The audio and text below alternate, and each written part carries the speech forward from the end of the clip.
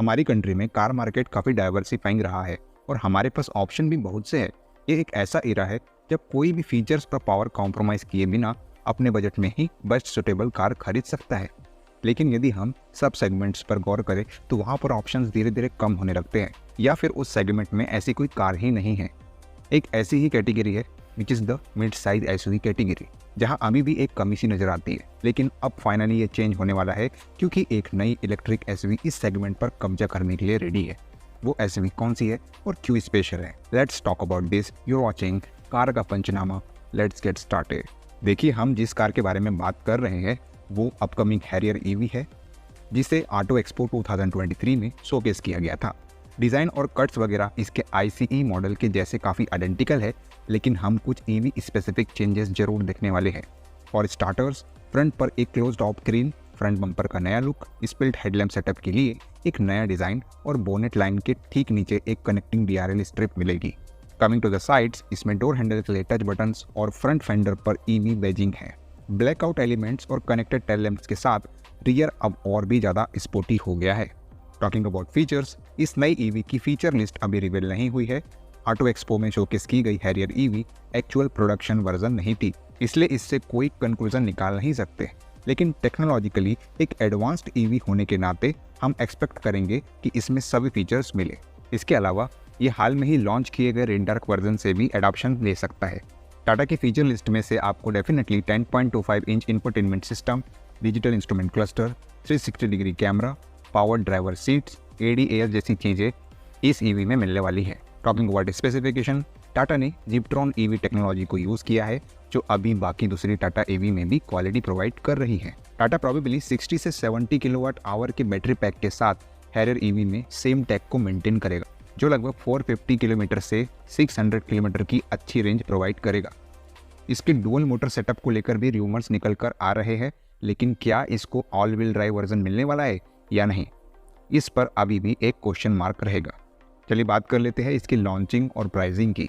EV पर relax taxation schemes के चलते हैरियर EV की प्राइसिंग ICE वेरिएंट्स के जैसे ही होने वाली है।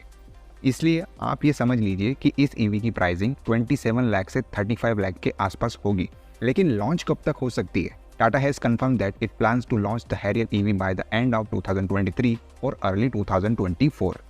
चलिए, ये बात हो गई टाटा हैरियर EV की। लेकिन क्या आपको पता है कि जो रेनॉल्ट डस्टर एक टाइम पर राज करती थी वो वापस इंडिया आ रही है? जी हाँ, रेनॉल्ट डस्टर वो एसयूवी थी जिसने ना सिर्फ इंडिया के लिए कॉम्पैक्ट साइज एसयूवी मार्केट को बिल्ड किया, बल्कि इसने रेनॉल्ट को इंडिया में एस्टैब्लिश भी किया। लगभग 8 लाख रुपए की एक्स शोरूम प्राइसिंग के साथ लॉन्च की गई ये एसयूवी कंपनी के लिए एक पाथ ब्रेकिंग एसयूवी थी।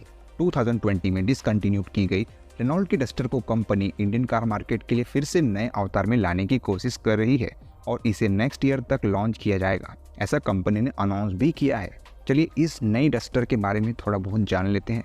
लास्ट स्टेटमेंट में रेनॉल्ट इंडिया ने नेक्स्ट 3-4 ईयर्स में 6 to 9 प्रोडक्ट लॉन्च करने की बात मेंशन की थी। रेनॉल्ट इस एसयूवी को इंडिया में लोकली मैन्युफैक्चर करेगी।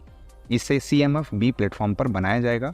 रेनॉल्ट व्हीकल्स की करंट जनरेशन जैसे कि क्विड, काइगर, यहाँ तक कि ड्राइवर को भी CMF A0 प्लेटफॉर्म पर बनाया गया है। We are expecting Renault to do the same, building it up from the ground up.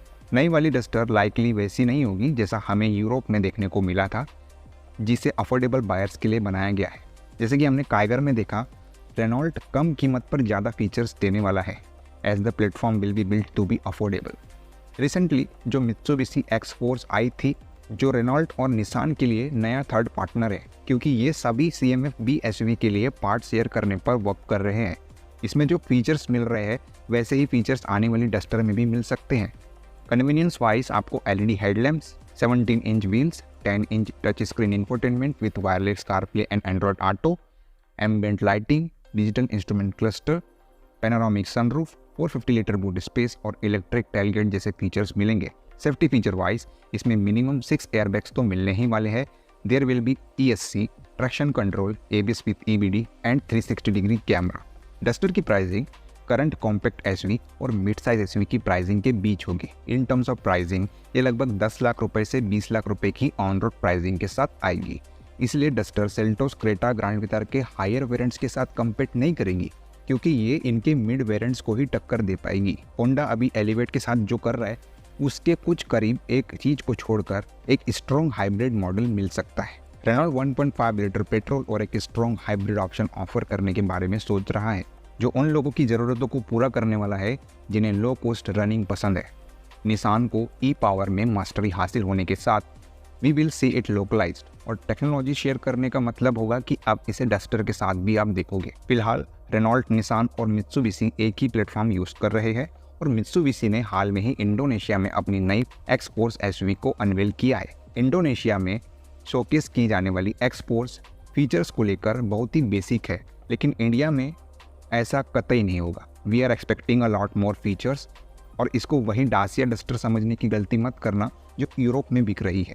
India और दूसरी एशियन कंट्रीज में डस्टर का नया अवतार आएगा, और ये वर्जन डायमेंशन, फीचर्स, प्लास्टिक्स और इंजन ऑप्शन के साथ बहुत अलग होगा। वैसे आप अब बताओ कि रेनॉल्ट डस्टर के कितने फैंस हैं जो ये चाहते हैं कि दोबारा इंडियन कार मार्केट में डोमिनेट करे। साथ ही ये भी बताना कि टाटा हैरियर ईवी से आपके क्या क्या एक्सपेक्टेशन रहेंगे। वीडियो अगर आपको इन्फॉर्मेटिव लगी होगी तो इस वीडियो को लाइक कर देना। चैनल पर नए आए हो चैनल को सब्सक्राइब कर देना, क्योंकि ऐसी ही वीडियोस आपको हमारे चैनल में मिलने वाली है हमेशा। चलिए मिलते हैं अपने अगले वीडियो में, तब तक के लिए बाय बाय, टेक केयर।